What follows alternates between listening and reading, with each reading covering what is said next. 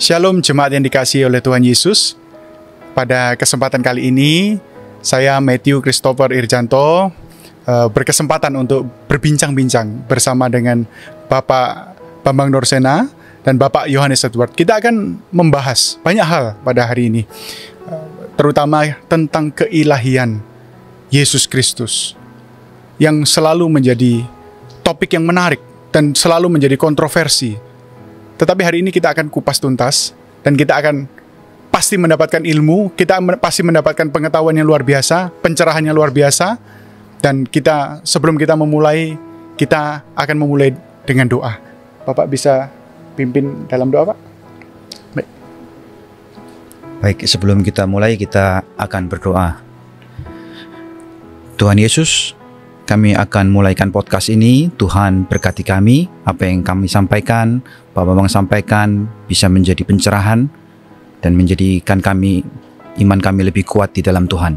Terima kasih Tuhan, berkati semua yang ambil bagian dalam pelayanan ini.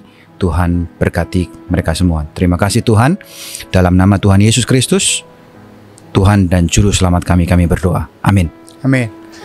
Pak, ini kalau saya boleh jujur, ini adalah topik terberat yang pernah saya tanyakan, dan saya selama jadi pembawa acara ini adalah topik yang paling berat. Jadi saya sendiri deg-degan ini Pak sebetulnya. Tapi kita mulai dari pertanyaan yang pertama, ya, mengenai tentang keilahian Yesus Kristus. Pak, bagaimana menjelaskan siapa Yesus Kristus bagi kita, bagi iman kita? Iya, Shalom Alaikum Besem Hamasya. Salam sejahtera untuk saudara-saudara dalam Kristus. Jadi sebetulnya iman kita tentang Yesus itu clear, ya, karena itu sudah berjalan selama 20 abad sejak gereja mula-mula, pada zaman Alkitab, kemudian pada zaman murid-murid yang nulis Alkitab, artinya murid-murid para rasul, sampai konsili-konsili gereja awal ketika gereja menghadapi ajaran-ajaran bidat. Itu sebenarnya sudah clear. Jadi intinya iman Kristen meyakini berdasarkan ajaran para rasul, ya, tentu yang ini jelas sekali bahwa Kristus itu sepenuhnya Allah sebagai firman dari Tuhan sendiri. Dan yang kedua, sepenuhnya manusia ketika Kristus itu datang ke dunia dikandung oleh Bunda Maria. Dan dalam hal ini maka iman kita mengajarkan bahwa Kristus sepenuhnya sebagai Allah itu tidak merujuk kepada kemanusiaannya yang kelihatan, tetapi kepada firman Allah yang sudah ada sebelum segala sesuatunya ada, sesuai dengan apa yang disebutkan dalam Injil Yohanes pasal 1 ayat 1. Pada mulanya adalah firman, dan firman itu bersama-sama dengan Allah, dan firman itu adalah Allah. Nah, siapa firman yang bersama-sama dengan Allah ini? Apa perannya?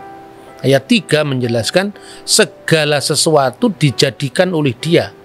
Tentu dijadikan oleh Yesus sebagai firman yang kekal tadi, bukan dijadikan oleh kemanusiaan Yesus. Ya, dan tanpa Dia, tanpa firman Allah itu, tidak ada sesuatu pun yang jadi dari segala yang telah dijadikan. Lah itulah yang di dalam bahasa teologi disebut praeksistensi putra Allah. Jadi Yesus sudah ada sebelum segala sesuatu ada, karena Dia firman Allah. Allah menciptakan dengan firman-Nya, dan tidak mungkin kalau firman itu ada kemudian setelah Allah. Nah, sebetulnya yang disebut firman di sini bukan sekedar kata-kata verbal, ya.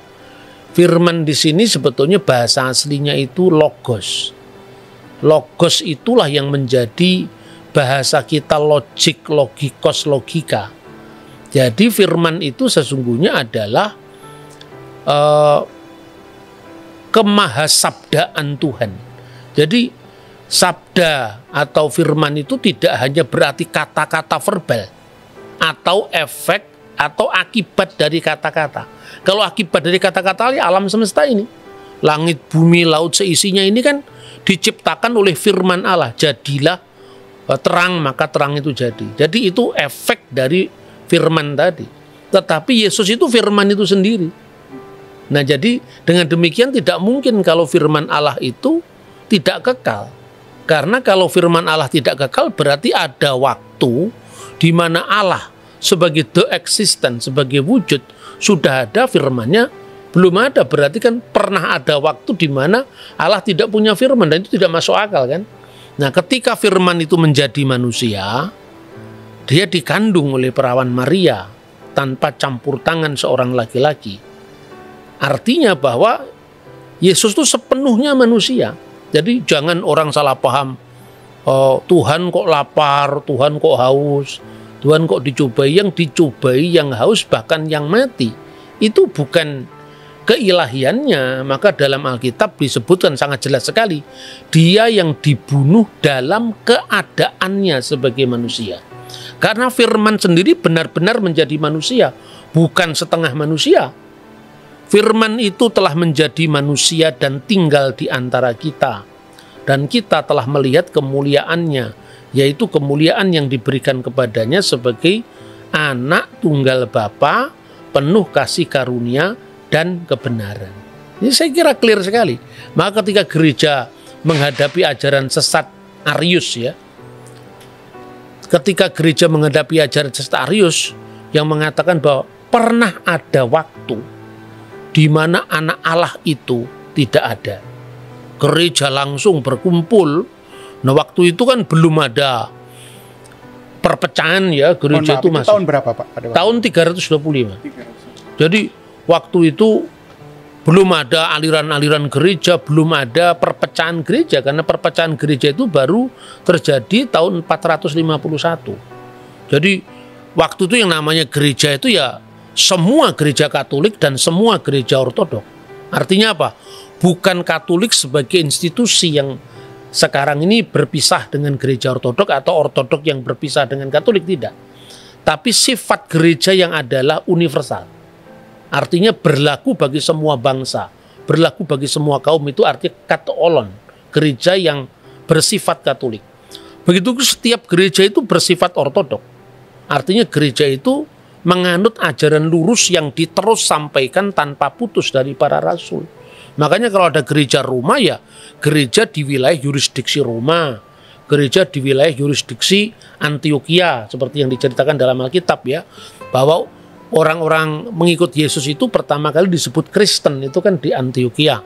Kemudian dari Antioquia ke Roma, dari Roma Konstantinopel, kemudian di situ ada Alexandria. Jadi semua gereja sudah kumpul jadi satu. Lalu mengatakan tidak bisa, Arius itu salah.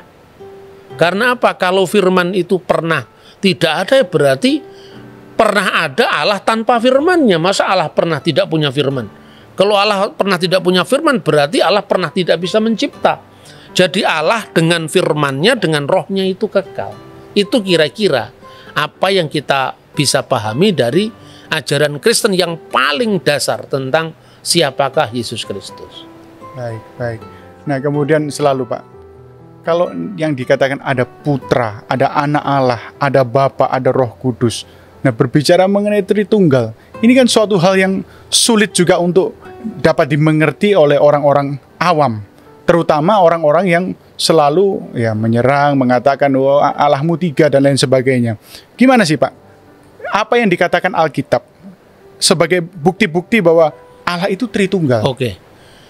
Jadi sebetulnya gini, ya, Alkitab kita itu kan perjanjian lama dan perjanjian baru, ya. Perjanjian lama itu sesungguhnya Alkitab yang sama yang dimiliki oleh orang Yahudi di seluruh dunia, yang dikenal dengan Tanakh, ya. Singkatannya kitab Torah. Torah itu kelima buku Musa itu, kemudian kitab nabi-nabi dan tulisan-tulisan suci yang lain yang diawal dari Mazmur, dikenal dengan Ketubim. Makanya Yesus mengatakan seperti yang tertulis tentang anak manusia dalam kitab Taurat Musa, dalam kitab nabi-nabi, dan dalam Mazmur. Karena Mazmur itu dalam sistematik kuno itu buku pertama dari Ketubim, yaitu tulisan-tulisan lain selain Nebiim dan Torah. Nah, itu Taurat yang sama. Jadi baru yang kedua itu perjanjian baru. Jadi yang kita sebut perjanjian lama itu sebetulnya kitab Yahudi. Jadi kalau kita membaca Taurat dalam bahasa Ibrani, itu Tauratnya Yahudi sekaligus Tauratnya Kristen. Jadi ini sekaligus juga bisa untuk apa ya, menjawab kesalahpahaman bahwa orang Kristen telah memalsukan Taurat ya. Kalau memasukkan Taurat kan Tauratnya sudah beda dengan Taurat Yahudi kan. Orang Yahudi yang tidak percaya Yesus pun membaca Taurat yang sama. Jadi perbedaannya pada penafsiran bukan pada teks. Nah begitu kita membaca kitab Taurat, kitab pertama kan namanya Bereshit, Sefer Bereshit, Sefer Wayikra, Sefer Elishemot, Sefer Wayikra, Sefer Bemidbar dan Sefer Eliharivarim, kitab Kejadian, Keluaran, Imamat, Bilangan, Ulangan. Kita membaca pertama kitab suci kita ini ya tentu dari kanan ke kiri. Ya karena kalau bahasa Ibrani itu seperti bahasa Arab kanan ke kiri. Itu di situ sudah ada Tritunggal. Coba dibaca Bereshit pasal 1 ayat 1 sampai dengan ayat 3 dalam bahasa aslinya. Oke, sebelumnya saya perkenalkan dulu. Jadi Mas Edward ini adalah kader dari Institute for Syria Culture Studies. Itu lembaga pelayanan yang memang mengkaji tentang kekristenan Timur ya, kekristenan Timur itu supaya kita tidak kehilangan akar sejarah kita. Dan YCS itu bukan gereja, tapi itu adalah lembaga kajian dan dia sudah belajar bahasa Ibrani langsung dari sumber aslinya di Israel. Ya, Israel Institute of Biblical Studies. Nah, kita bisa langsung membaca teks ini dari bahasa aslinya. Silakan. Ya, dari kitab Kejadian atau Sefer Bereshit, Bereshit bara Elohim et Hashamayim ve et Haaret.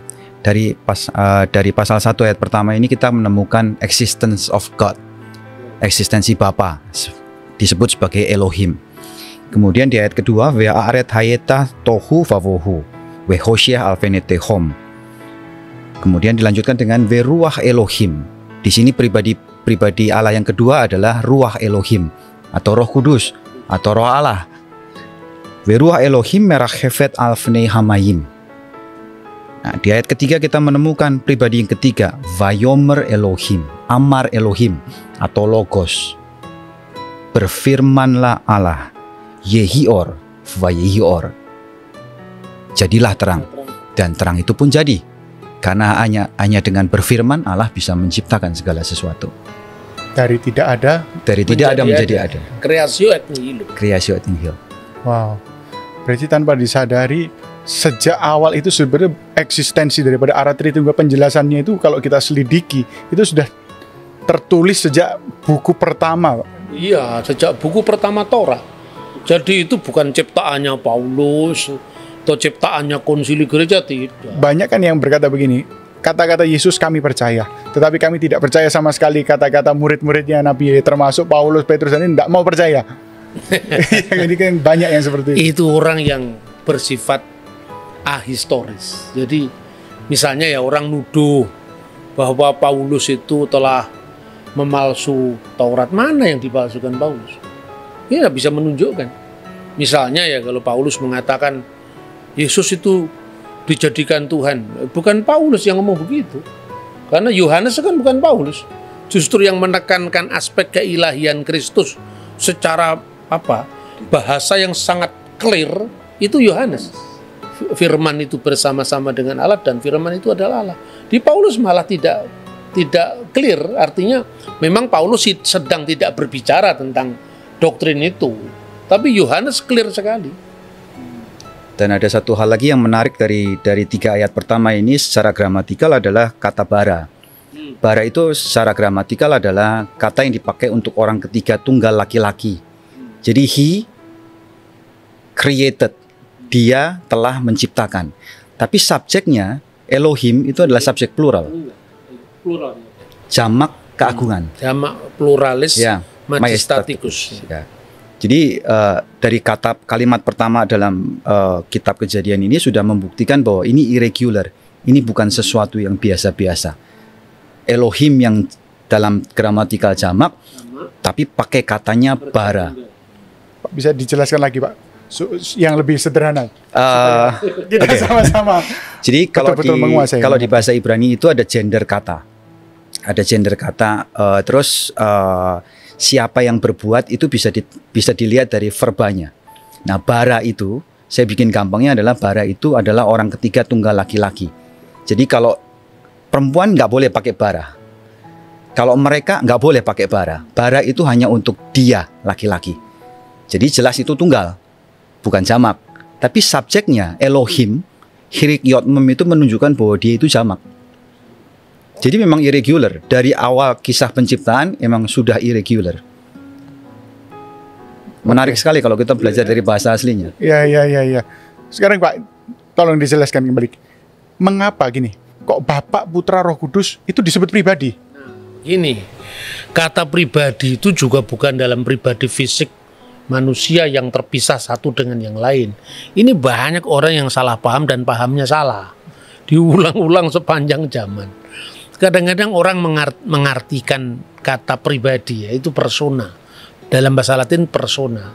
Itu diartikan pribadi dalam makna psychological personality.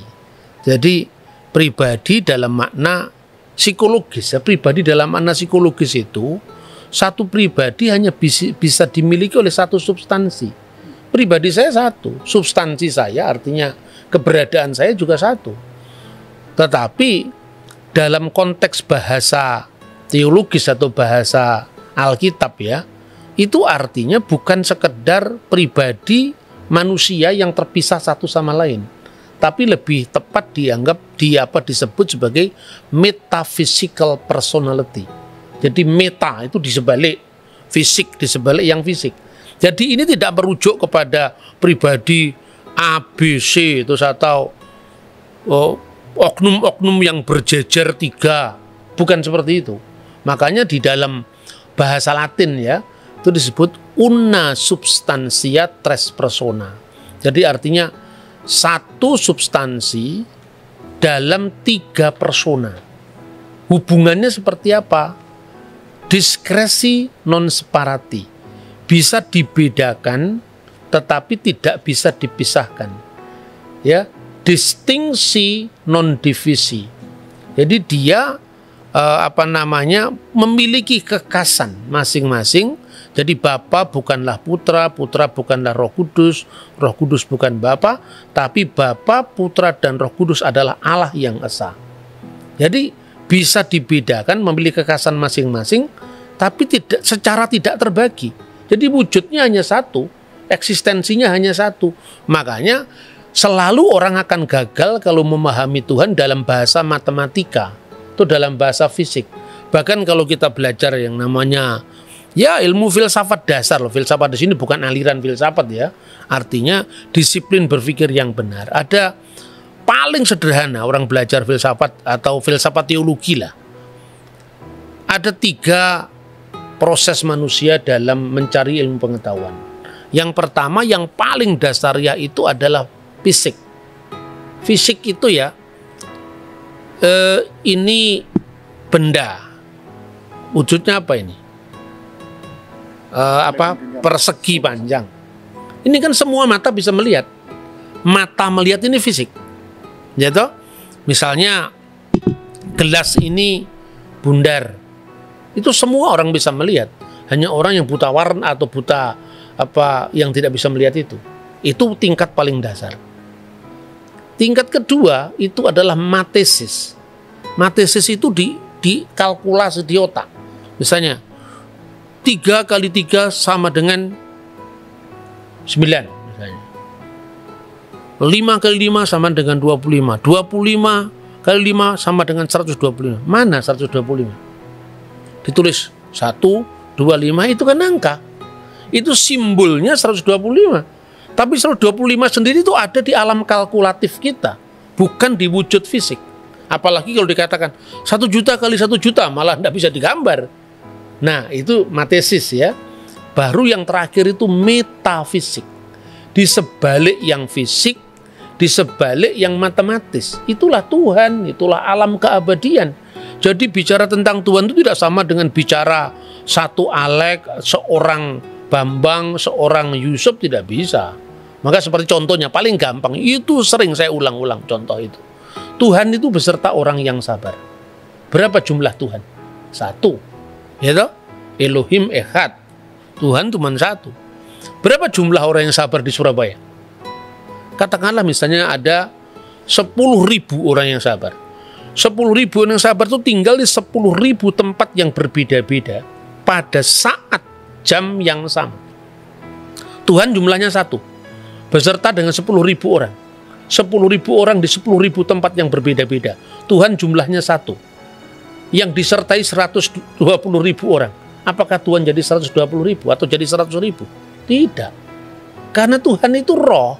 Roh itu bukan dalam makna fisik toh, artinya dia hadir di segala tempat, di segala ruang, di segala waktu, beyond time, beyond space. Itu maknanya bahwa Allah itu tidak bisa disamakan dengan manusia. Begitu juga pribadi. Untuk lebih jelasnya, tolong dibaca Bereshit pasal 1 ayat 26 dan 27, dan tolong dianalisis langsung teksnya ya. Kejadian 1 ayat 26 dan 27 ini tentang penciptaan manusia. Sangat menarik. Vayomer Elohim naase Adam betsal menu kitmutenu veyirdu pitgat hayam vehaof hasyamayim uva behema uve kol haaretz uve kol haromes al haaretz.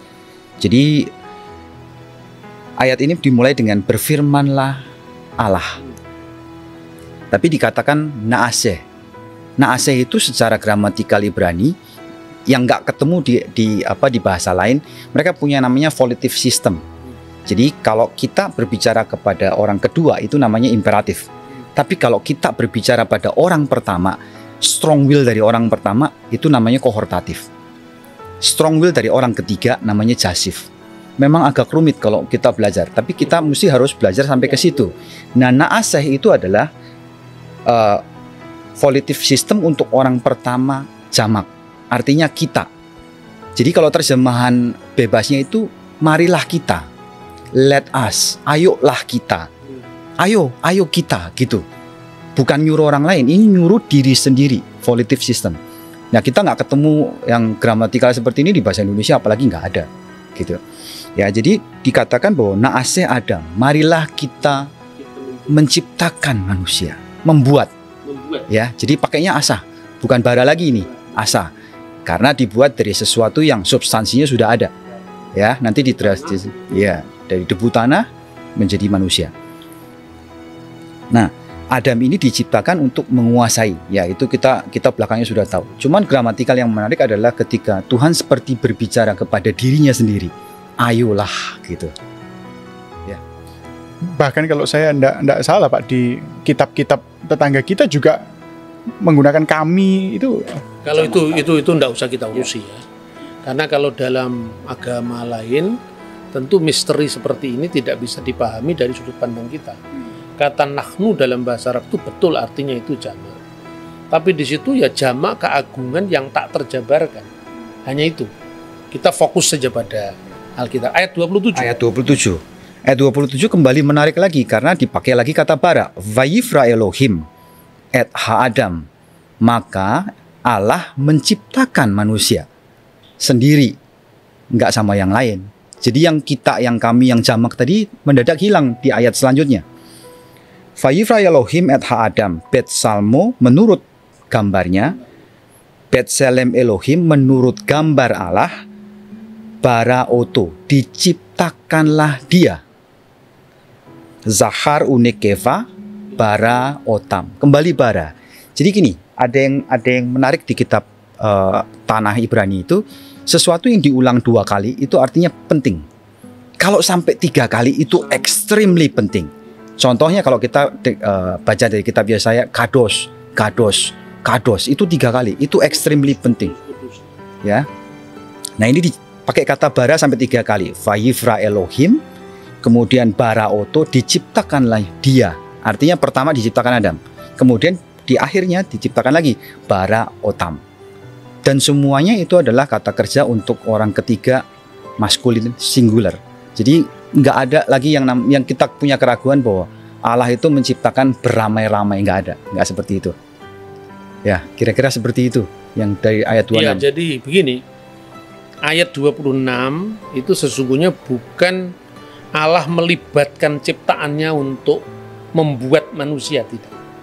Tetapi seperti tadi sudah dijelaskan, itu menggambarkan tentang bagaimana seolah-olah, ini kalau tafsiran Yahudi ya, Tuhan itu mendeklarasikan mendeklar rencananya mau membuat manusia menurut gambar dan rupanya. Tapi di situ digunakan bukan kata bara tapi asah. Artinya itu menjadikan dari yang sudah ada. Nah, sementara dalam pasal ayat 27 itu digunakan kembali kata bara, bahkan ditekankan sampai 3 kali. Itu menunjukkan bahwa penciptaan hanya dilakukan oleh Allah seorang diri. Makanya dalam kitab Nabi Yesaya itu dia yang telah membentangkan langit seorang diri. Jadi tidak ada teman, tidak ada sekutu bagi Tuhan. Nah, tetapi pertanyaannya sekarang, dengan siapa Tuhan seolah-olah mau mengajak bicara itu kan? Kalau di dalam tafsiran Yahudi Rabbinik, dan ini pada masa-masa abad pertengahan, itu diartikan Tuhan berbicara kepada sidang ilahi. Nah, banyak orang Kristen kemudian menuduh bahwa orang Yahudi telah melibatkan ciptaan untuk turut menjadikan, tidak juga. Jadi kita juga sekalipun tidak sependapat dengan Yahudi, tapi kita tidak boleh juga menyalahpahami orang Yahudi. Bagaimanapun juga kekristenan itu kan memiliki akar yang sama dari keyahudian ya. Hanya kekristenan itu dulu kan salah satu dari bagaimana cara orang Yahudi memahami misteri Tuhan itu. Dan orang-orang Kristen itu adalah orang-orang Yahudi dulunya yang memahami bahwa Allah itu sudah menggenapi janjinya lewat Yesus Kristus. Makanya kalau dalam iman Kristen itu bukan dipahami sebagai sidang ilahi seolah-olah Tuhan itu mengajak malaikatnya untuk menyaksikan ya. Menyaksikan, bukan turut mencipta, sebab di dalam ayat 27 jelas-jelas kata bara hanya diterapkan bagi Allah. Tetapi yang menarik begini, tafsiran Yudaisme bahwa kita di situ artinya apakah itu sidang ilahi atau bukan, itu bukan tafsiran tunggal. Kita bisa melihat misalnya seorang filosof Yahudi, dia lahir tahun 20 sebelum Masehi dan meninggal tahun 50 setelah Masehi. Dia mengatakan begini dalam tafsirannya itu, bahwa kata kita di sini merujuk bukan kepada malaikat tapi kepada logos, karena dia nulis dalam bahasa Yunani ya. Logos itu firman. Jadi Tuhan berbicara dengan dirinya sendiri dengan firman-Nya. Dan tafsiran semacam itu juga ada dalam literatur Yahudi yang lain ya. Misalnya di dalam Targum. Targum itu terjemahan dalam bahasa Aram dari kitab suci Perjanjian Lama. Misalnya di dalam Targum Yerusalem itu dikatakan ubara mimra di alaha yat Adam ya, maka telah diciptakan oleh firman Allah, yaitu mimra. Adam itu bedemuteh menurut gambarnya, dan bedemut min khedem alaha, dan menurut gambar dari dia yang bersama-sama dengan Allah diciptakanlah manusia itu laki-laki dan perempuan. Perhatikan. Wow, dia yang bersama-sama dengan Allah. Ingat apa kita? Yohanes 1 ayat 1. Pada mulanya adalah firman, dan firman itu bersama-sama dengan Allah, dan firman itu adalah Allah. Di Targum ini dikatakan ya bahwa mimra alaha, artinya firman Allah telah menciptakan Adam itu menurut gambarnya, dan menurut gambar dari dia yang bersama-sama dengan Allah telah diciptakan manusia itu laki-laki dan perempuan. Telah diciptakan dia baik laki-laki maupun perempuan. Jadi artinya tidak benar kalau dikatakan Yohanes pasal 1 ayat 1 itu himnon neoplatonis, itu tidak betul itu. Itu dari Yudaisme sendiri. Nah itulah makanya kira-kira menutup dari sesi kita ini ya, kira-kira disimpulkan apa? Ketika orang Yahudi, dan kita sangat respect karena itu ya saudara dalam Taurat ya, saudara satu Taurat, artinya Taurat kita kan satu kan, meskipun tafsirannya beda. Bahwa orang Yahudi kemudian menolak bahwa mimra itu adalah Yesus, itu kan soal tafsir. Tetapi bahwa Orang Kristen memaknai memra itu adalah praeksistensi Yesus, artinya Yesus sebelum datang ke dunia. Itu juga tafsir orang Kristen. Dan tafsir orang Kristen itu menurut kita orang Kristen bukan sekedar tafsir bebas, apalagi terjun bebas. Itu tafsir yang dibimbing oleh Roh Suci melalui saksi-saksi sejarah. Kalau dulu orang Yahudi selalu mengidentikan iman mereka dengan bapa-bapa leluhur, sekarang orang Kristen bapa leluhurnya ya para rasul, muridnya para rasul. Karena tidak semua orang Kristen Yahudi. Ada orang Kristen yang berasal dari Yehudim, ya, jemaat Yerusalem. Ada orang Kristen yang berasal dari Goyim, jemaat Antioquia, Roma, Alexandria. Dan pada zaman Mesias menurut ajaran iman bapak-bapak gereja, antara Goyim dan Yehudim itu disatukan dalam satu payung. Makanya nanti kita mengenal, aku percaya akan satu gereja yang kudus, yang yang rasuli. Itu terjemahan dari kata Katolik dan rasuli. Nah, jadi pertanyaannya, boleh-boleh saja orang menafsir itu sidang ilahi, tidak salah. Secara gramatika tadi tidak salah kan? Karena kita tidak pernah tafsir Yahudi, tidak pernah melibatkan malaikat untuk diajak rame-rame menciptakan, tidak salah. Tapi pertanyaannya kira-kira lebih detail lagi. Makanya orang Kristen memahami ada kata pribadi yang berbeda tapi tidak terpisah, yang punya kekasan tapi tak terbagi. Itu latar belakangnya. Pertanyaannya gini, ketika Tuhan menciptakan manusia, sidang ilahi dari para malaikat kan, itu kan sudah ada. Terus kemudian Tuhan mendeklar kepada para malaikat, "Hei, saksikan, baiklah kita," ya. Tuhan bicara kepada dirinya kalau menurut gramatika itu, membuat manusia, na'aseh, menurut gambar dan rupa kita. Itu kan malaikatnya sudah ada. Nah, pertanyaannya sekarang, sebelum malaikat diciptakan, ketika Tuhan menciptakan malaikat, Tuhan menciptakan aras atau menciptakan Metatron, ya, Tronos, takhta ilahi, takhta Sekinah, dan seterusnya. Tuhan menciptakan langit dan bumi, Tuhan menciptakan alam semesta, dan waktu itu malaikat juga belum ada. Lalu Tuhan ngomong sama siapa? Jadi Tritunggal itu pendalaman dari apa yang tadi ditafsirkan oleh para rabi tadi. Ya, Tuhan bicara sama sidang ilahi dengan malaikat. Itu kan malaikatnya sudah ada. Nah, sebelum malaikat belum ada, sebelum malaikat itu ada, Tuhan terus bicara sama siapa? Yang lebih masuk akal, Tuhan berbicara dengan dirinya sendiri. Dan itulah Tuhan berbicara dengan firman-Nya dan roh-Nya. Itulah sebabnya kita percaya dengan Tritunggal Maha Kudus. Itu ilmu tinggi ini. Ya toh? Saya kira itu. Karena kalau zaman dulu kita bertanya terus kemudian orang tua kita tidak bisa menjawab, kan bahasanya gini, sudah percaya saja. Tapi ternyata kalau digali itu menjadi suatu hal yang menarik, Pak, untuk dipelajari dan untuk dimengerti, sehingga segala sesuatu itu kita ada dasar. Percaya itu ada dasarnya. Demikian, menarik bukan jemaat Tuhan? Nah, kita akan kembali di sesi berikutnya setelah kita istirahat sebentar. Tuhan Yesus memberkati. Yesus adalah juru selamat yang datang untuk menebus dosa manusia. Dalam Yohanes pasal 3 ayat 16, tertulis, "Karena begitu besar kasih Elohim akan dunia ini, sehingga ia telah mengaruniakan anaknya yang tunggal, supaya setiap orang yang percaya kepadanya tidak binasa, melainkan beroleh hidup yang kekal." Dengan kematiannya di kayu salib, Yesus membayar hukuman dosa yang seharusnya ditanggung oleh manusia. Kebangkitannya membuktikan kemenangan atas dosa dan maut, serta memberikan pengharapan kepada semua orang yang percaya kepadanya.